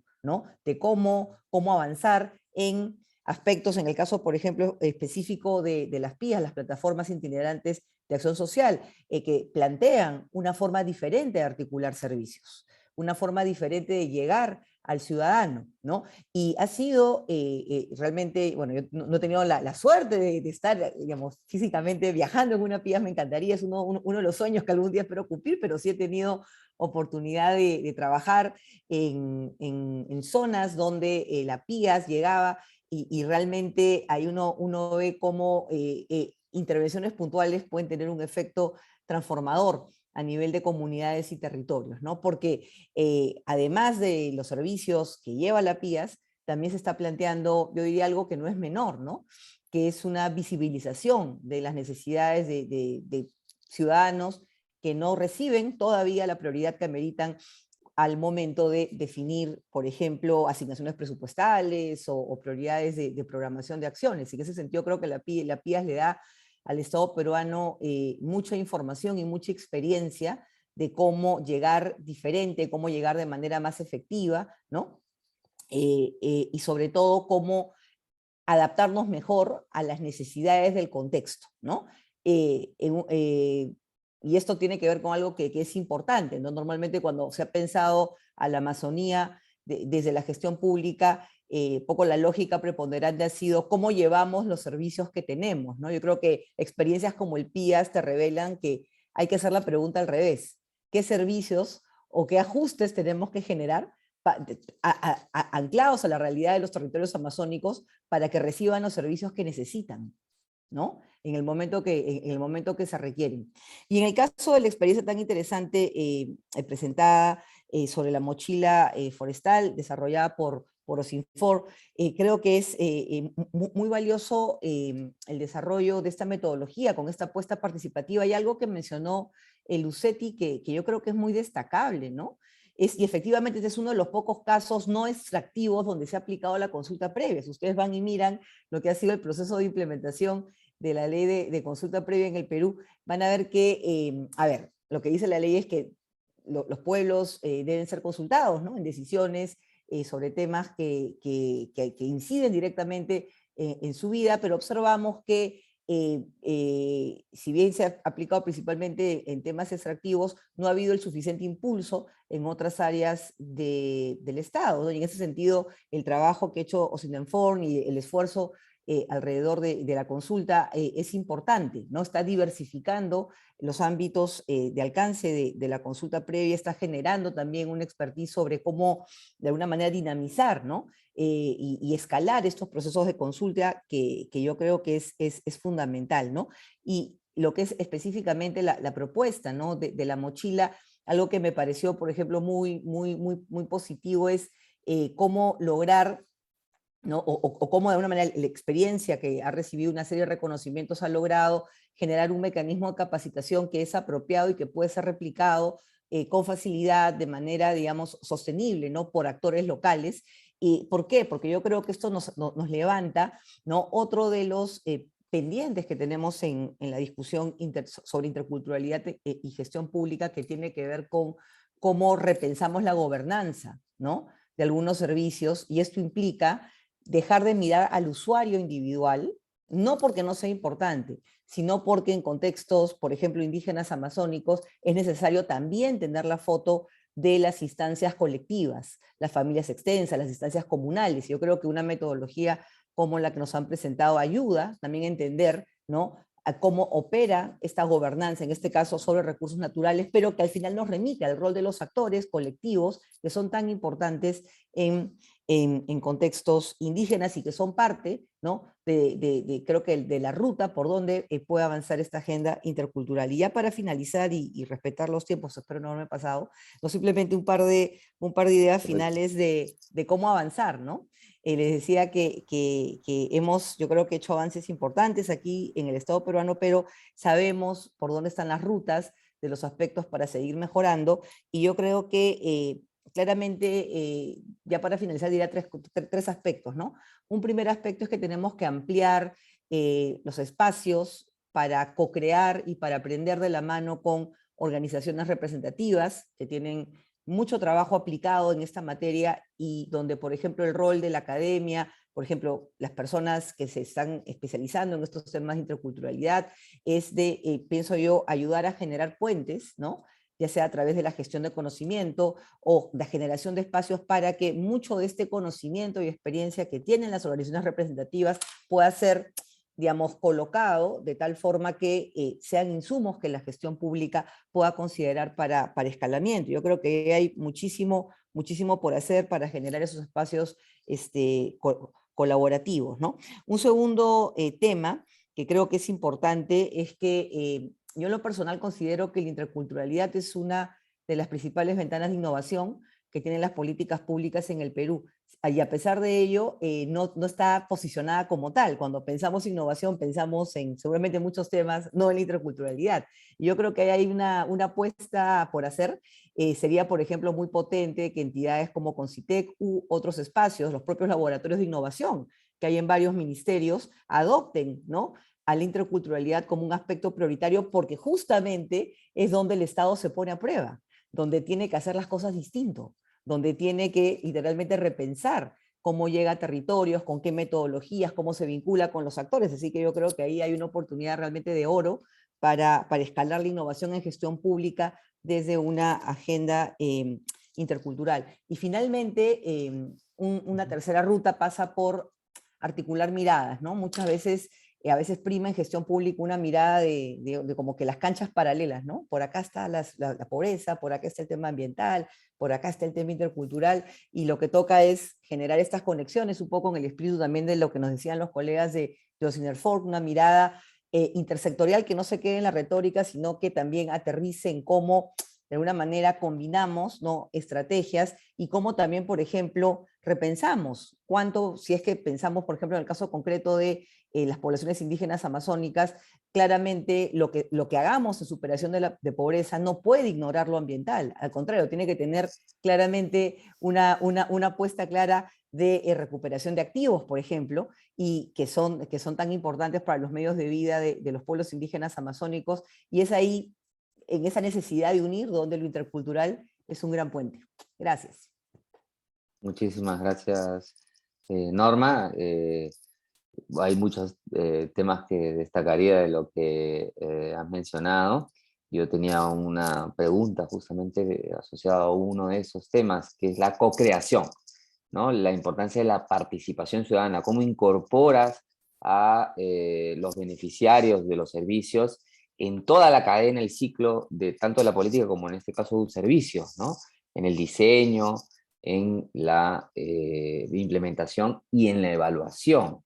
Entonces, yo ahora voy a contarles algunas preguntas que el público ya nos ha transmitido, pero se las plantearía abiertamente, ¿no? Si puedan profundizar en la experiencia de participación ciudadana que han tenido, qué obstáculos han encontrado, qué recomendaciones le darían a otros servidores públicos para poder desarrollar procesos de co-creación, de participación en el diseño, implementación y evaluación de los servicios.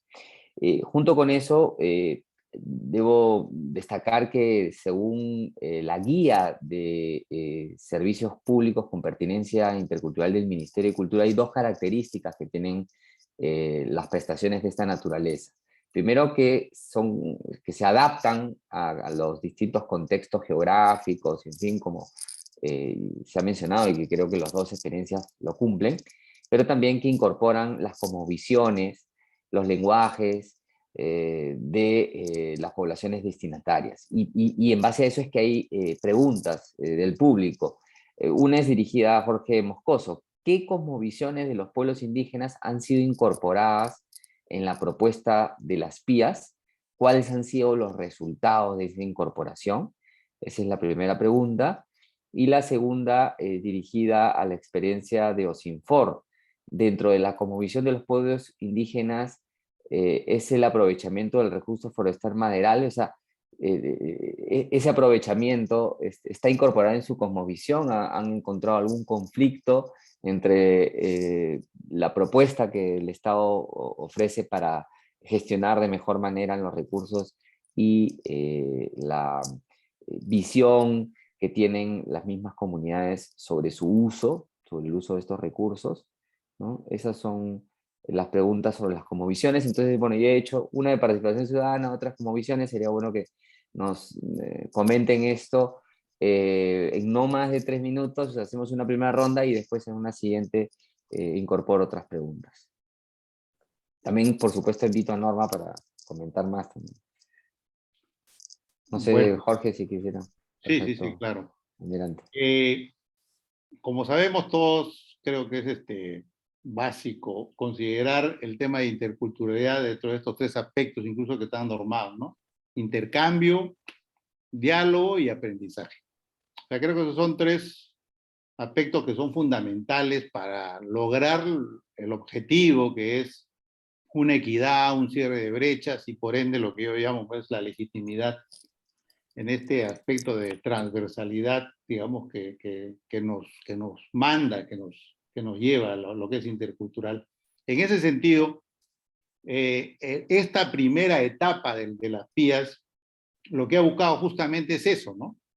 Es lograr, o por lo menos acercarnos a que el poblador acepte a la plataforma como parte ya de su vida diaria, de sus actividades. Tal es así que a través, digamos, de los grupos, de los trabajos, del trabajo de campo, se hace una socialización en avanzada del movimiento, el itinerario de las plataformas, para que los pobladores se organicen y puedan incluso ir en canoas o sus lanchas navegando muchas horas para poder llegar, digamos, a al día o a los días que atienden las PIAs en los centros poblados, porque obviamente, como sabemos, 45 días no es suficiente, digamos, para lo que se necesitaría en atención. Entonces, ¿qué aspectos de la cosmovisión se van incorporando a la propuesta de las PIAs? Yo diría que en primer lugar es este tema de la legitimidad. O sea, el poblador, el nativo de la comunidad nativa cree mucho y valora mucho la palabra. La palabra significa para ellos, no importa. Me acuerdo mucho cuando estuvimos en una oportunidad en el río Napo, una señora se acercó, entregó un presente y dijo, cumple con tu palabra. Y eso creo que es fundamental en este concepto de la legitimidad. Por eso que dentro de ello nos vamos acercando en este proceso, por ejemplo, al respeto de las tradiciones. Han habido casos en los cuales una señora gestante ya en proceso de parto no quería dar a luz a bordo de las PIAs. Tuvieron que irse a su casa y apoyar, digamos, el proceso y dar a luz en la casa de ella. Otra señora que estando a bordo de la PIA ya en proceso digamos, de parto y con todas las atenciones, pidió que sea un parto tradicional vertical y eso también fue, digamos, aceptado y apoyado por los médicos profesionales que estaban a bordo. Entonces, lo que se busca es que las PIAs, si pudiéramos, digamos, graficar, es un puente intercultural. Ese puente intercultural que significa la plataforma está puesta para que justamente haya este diálogo y este aprendizaje. Por ejemplo, el uso de la maloca en las comunidades para las reuniones. Baja el representante del MIDIS junto con el oficial de la Marina que está a cargo de la plataforma y tienen una reunión inicial con las autoridades comunales y se da, digamos, en la maloca y con todo lo que corresponde, porque si ellos están en una fiesta, están en una celebración, se respeta, digamos, ese tema, ¿no?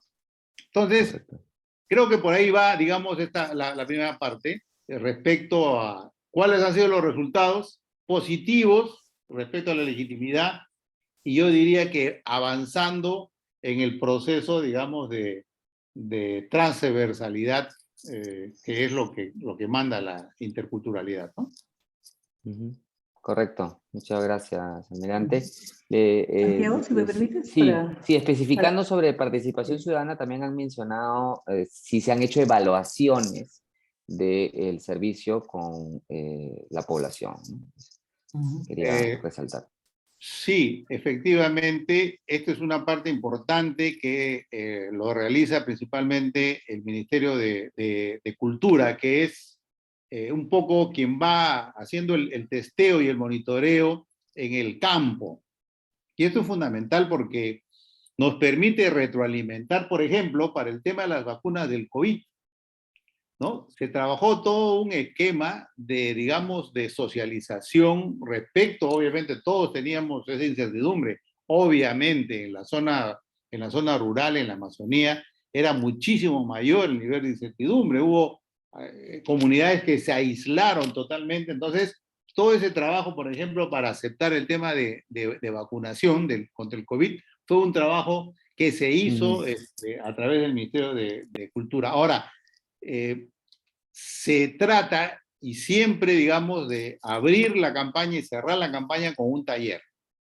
Y ahí con participación de no solamente los funcionarios en algo, sino también de algún representante de las comunidades para poder ver y efectivamente si dentro de los resultados, de lo que se espera como evaluación, se está avanzando en la línea correcta. Que falta mucho por hacer, estoy totalmente seguro que falta mucho por hacer. Excelente, muchas gracias. El rol de los gestores interculturales, ¿no? Que es la estrategia que tiene el Ministerio de Cultura. Sí, Lucetti, por favor. Yo quería un poco contestar la pregunta que habías hecho, Santiago, con relación a cuáles son esas dificultades que tenemos a veces en estos procesos, las instituciones, Yo creo que desperdiciamos a veces mucho tiempo en este proceso de articularnos. ¿Quién es el que lidera los procesos? Cuando realmente acá se trata de que ponerse un solo polo y de ver que necesitas brindar un servicio de calidad para lograr resultados, ¿no? Identificar cuáles son esos objetivos comunes, priorizarlos porque no en todo lo vas a poder resolver, ¿no? Yo creo que por ahí viene, nos demoramos mucho realmente, ¿no? Ese liderazgo cuando al final va a depender del momento en que nos encontremos y cada uno va a ejercer ese liderazgo y el resto de las instituciones se va a desarrollar. Yo creo que al principio demora mucho y yo lo sentí muchísimo porque yo tuve a cargo la coordinación a nivel nacional para la elaboración de la política, ¿no? Que yo soy de Minam, yo soy cada uno, entonces de mucho tiempo. Igual también ahora, pero... Y el otro aspecto es que inician los procesos, como no son cortos, en las regiones hay muy altísima rotación. Entonces, avanzas y retrocedes, y eso es una dificultad porque no le das continuidad y lo que necesitas es darle sostenibilidad también a las acciones que emprende el Estado. Entonces, y hay actividades que todavía, para el caso del tema del sector forestal, estamos avanzando, estamos mejorando en nuestra relación porque tenemos una mesa ejecutiva de desarrollo forestal donde se tocan diferentes temas. Un tema clave también es de las comunidades, que a veces se piensa que los resultados hay que obtenerlos rápidos y los procesos para el recurso forestal especialmente no son rápidos. Entonces, ahí viene que las asignaciones presupuestales se dan, por ejemplo, en unos momentos cuando ya no está realizando algunas actividades que son importantes, poder desarrollarlas, ¿no? Entonces, poder atacar y dar una solución sobre el cual el trabajo se quiere desarrollar. Creo que esas son las dificultades que tenemos y que son claves y que no hay una forma de cómo corregirlas porque no tenemos una carrera meritocrática todavía que se impulse de verdad que te permita solucionar este problema, ¿no? Esto es lo que Correcto. quería comentar. Muchas gracias, sí. No sé si David quieras comentar algo. Sí, sí, Santiago. Hay una pregunta que planteaban ahí en el chat donde decía de que, ¿no? Si dentro de la cosmovisión de los pueblos indígenas, el aprovechamiento de recursos forestales era, digamos, como parte de su cosmovisión, ¿no? Mire, hablar de la cosmovisión de las comunidades indígenas es un tema bastante complejo, ¿no? Porque como ya nos hacía saber Jorge, pues que hay una diversidad, digamos, seguramente de culturas en las mismas comunidades, ¿no? Hablábamos de más de 44 pueblos indígenas y que mire, cada comunidad indígena, pues cada pueblo indígena tiene sus propias necesidades, ¿no? Y sus territorios también tienen diferentes potencialidades, ¿no?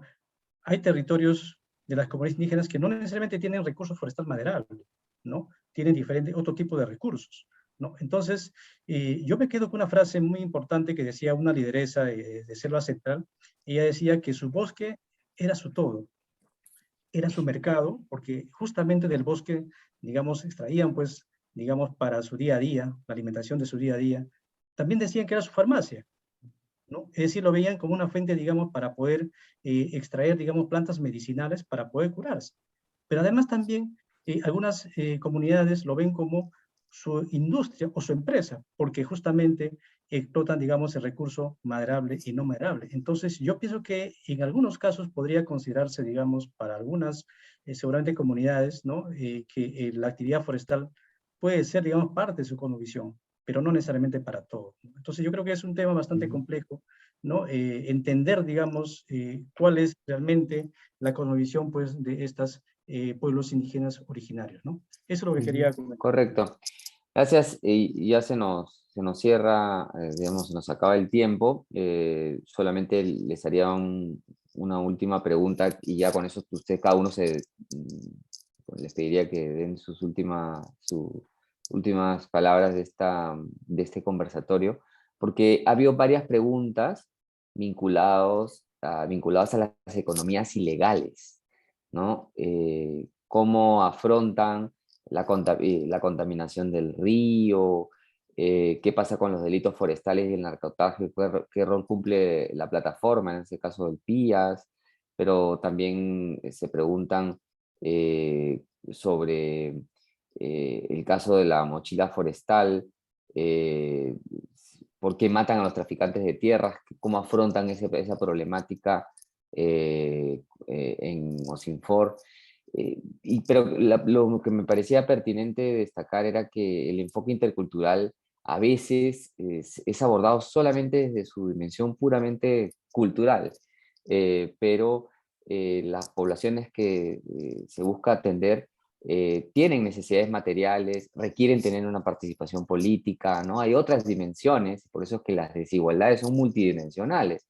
Entonces hay que tener presente esos problemas y ver cómo se pueden afrontar también desde esta mirada, ¿no?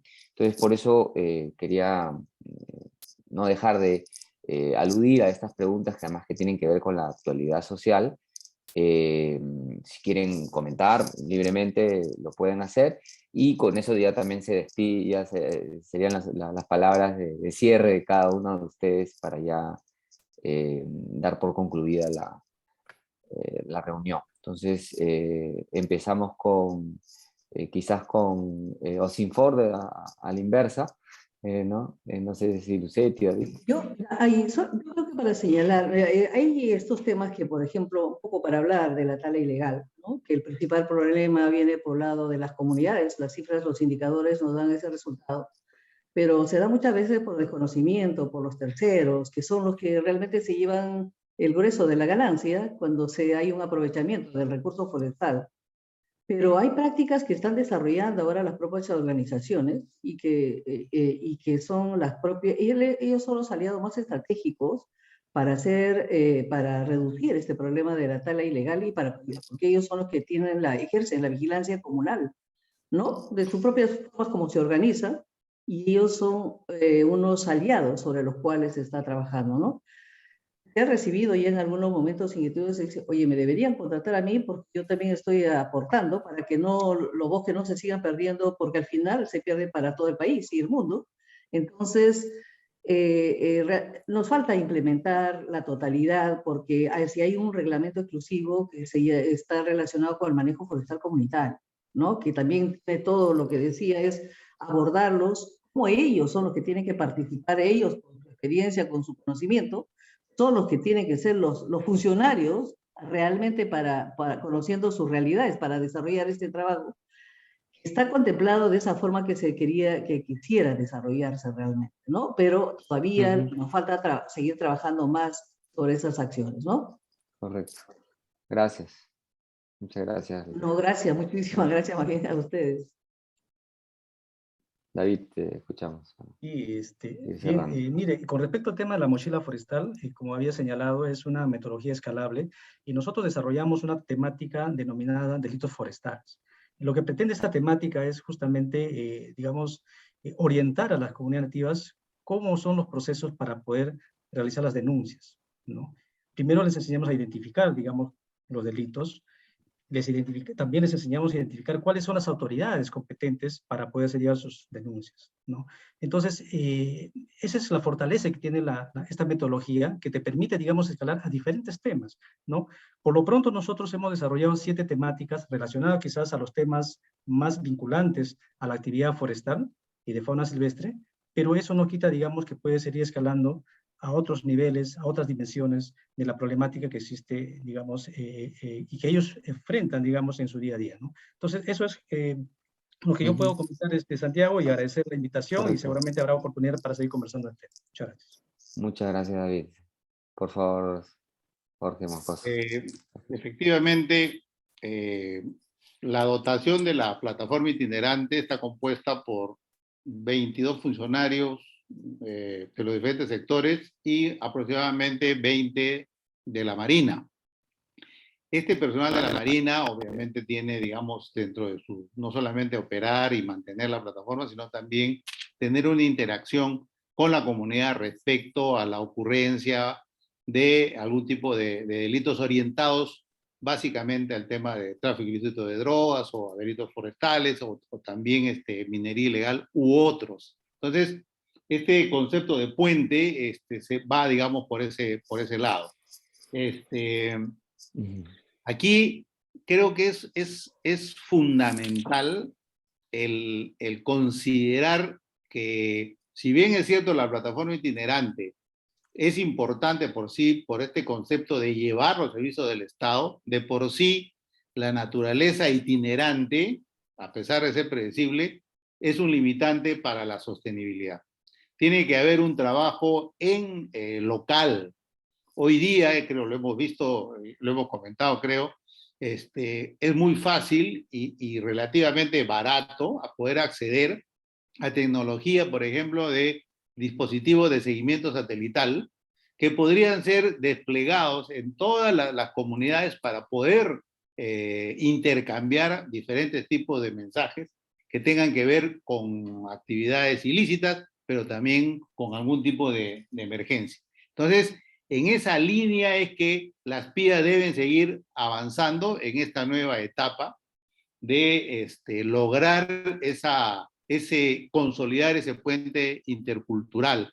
Y ahí creo yo que el gran reto que tienen los conductores del programa País, ahora que tienen, digamos, que está a cargo del MIDIS, es entrar a esa fase ya de una articulación funcional vinculante intercultural, como ya lo mencionamos, y creo que es bueno reiterarlo.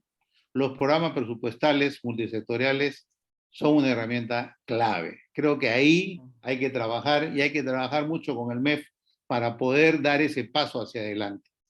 Confianza, legitimidad, son dos columnas que abonan a una real interculturalidad donde el gran mensaje es oportunidad, porque ellos saben solucionar problemas. Hay que darles la oportunidad para que lo hagan y aprender mucho de ellos. Gracias por la invitación nuevamente y un gusto haber compartido con ustedes esta noche. Muchísimas gracias. Excelente mensaje. Norma, Sí, palabras de bueno, cierre. muchas gracias. Bueno, realmente ha sido muy interesante escuchar las experiencias compartidas esta noche y bueno, un poco construyendo sobre un punto que ha señalado Santiago, ¿no? Y eso también en la preocupación expresada por los colegas, que tenemos que llevar lo intercultural también a otros ámbitos, ¿no? Y claro, por supuesto que es muy importante todos los trabajos que tienen que ver con aspectos de revalorización cultural, rescate de saberes, los temas lingüísticos. Sin lugar a duda, ahí hay que seguir impulsando atención, trabajo, creación, pero también debemos entrar a otras arenas, ¿no? Por ejemplo, si uno ve los ejes prioritarios del Viceministerio de Interculturalidad, aparecen una serie de aspectos, ¿no? Vinculados a revalorización cultural, diversidad lingüística, pero, por ejemplo, no se dice nada sobre temas económicos o sobre temas de pobreza, ¿no?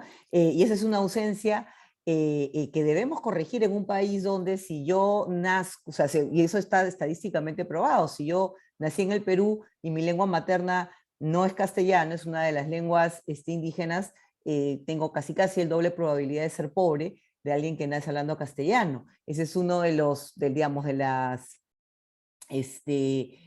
brechas que ha sido más difícil reducir. Es más, incluso en la época donde se dieron reducciones importantes de pobreza en el Perú, esa brecha se redujo, pero no desapareció y sigue siendo importante. Entonces, ¿a dónde voy con este punto?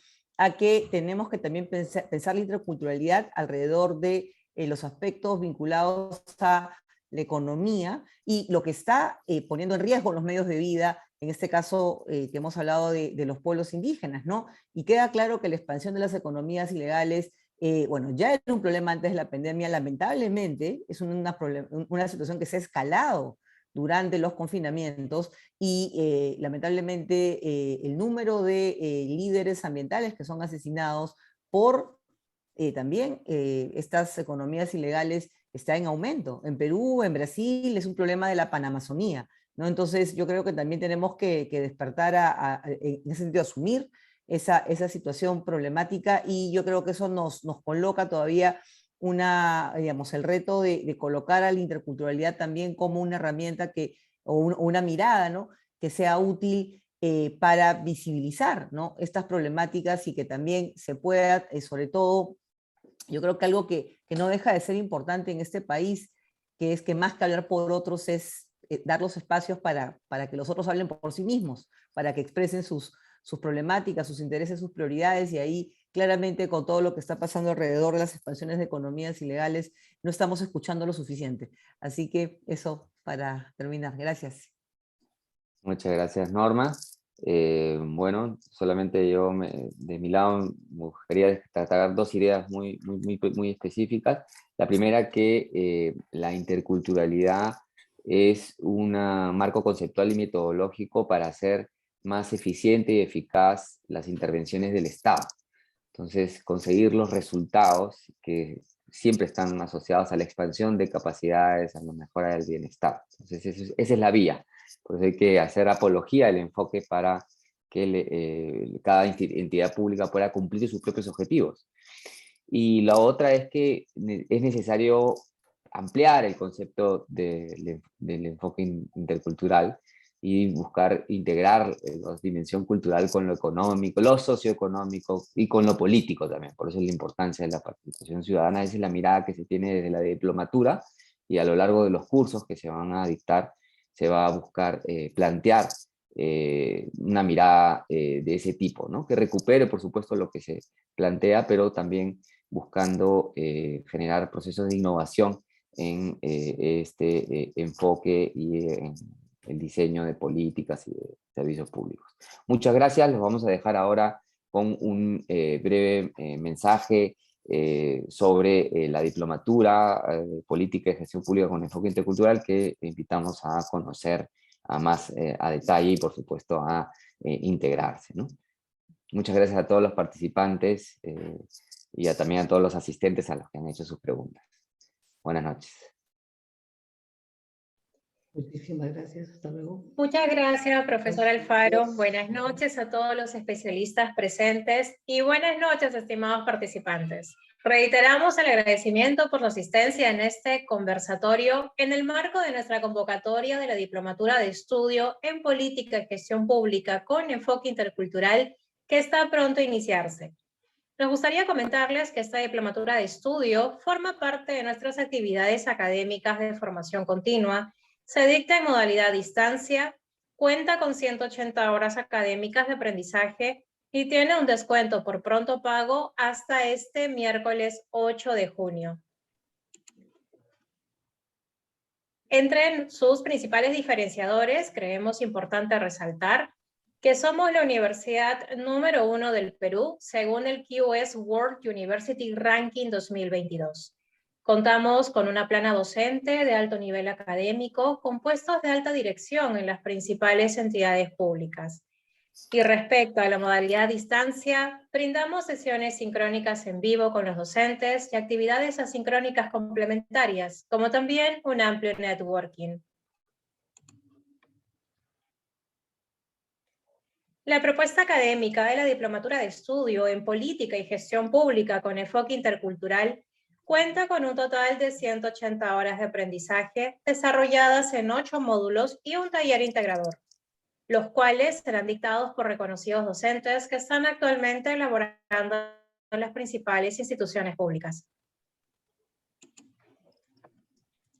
Nuestro coordinador académico es el profesor Santiago Alfaro, sociólogo, quien ha desempeñado como oficial del Programa de Derechos Indígenas e Interculturalidad de la Oficina para América del Sur del LOFAN y subgerente de Artes Escénicas e Industrias Culturales de la Municipalidad de Lima.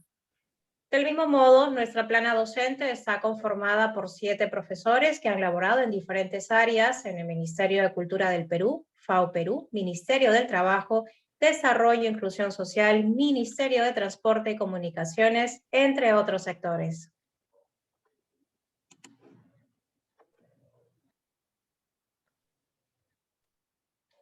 Nuestra diplomatura de estudio iniciaría este 15 de junio, fecha que está condicionada al número mínimo de matriculados. Los horarios para las sesiones virtuales en vivo con los docentes serían en una frecuencia de lunes, miércoles y viernes de 7 a 10 de la noche. Por último, contamos con una tarifa de pronto pago de 5.000 soles, pago único en su totalidad, que estará vigente hasta este miércoles 8 de junio. Como también pueden acceder a un financiamiento de la tarifa general previa evaluación de la PUC. Las inscripciones se encuentran disponibles en nuestra plataforma virtual. Del mismo modo, en nuestras actividades de formación continua, contamos con un curso de capacitación en políticas públicas con enfoque intercultural de 40 horas académicas de aprendizaje. Este curso se dicta en modalidad a distancia, es introductorio y tiene como propósito brindar los elementos conceptuales y metodológicos para lograr un adecuado desempeño por parte del Estado en el diseño de políticas públicas y la prestación de servicios a ciudadanos que viven en un entorno cultural diverso. Contamos con una tarifa de pronto pago de 800 soles, único pago, que estará vigente hasta este lunes 25 de abril. Contamos con una plana docente de alto nivel académico y hacer un curso de modalidad a distancia brinda un amplio networking con alumnos de diferentes lugares a nivel nacional o internacional. Todo bajo el respaldo académico de la PUC. En caso de dudas o consultas, pueden comunicarse a nuestros correos electrónicos o a nuestro teléfono 962-379-448. Muchas gracias por su gentil atención y los esperamos en nuestra diplomatura de estudio en Política y Gestión Pública con enfoque intercultural o curso de capacitación en Políticas Públicas con enfoque intercultural, ambos en modalidad a distancia.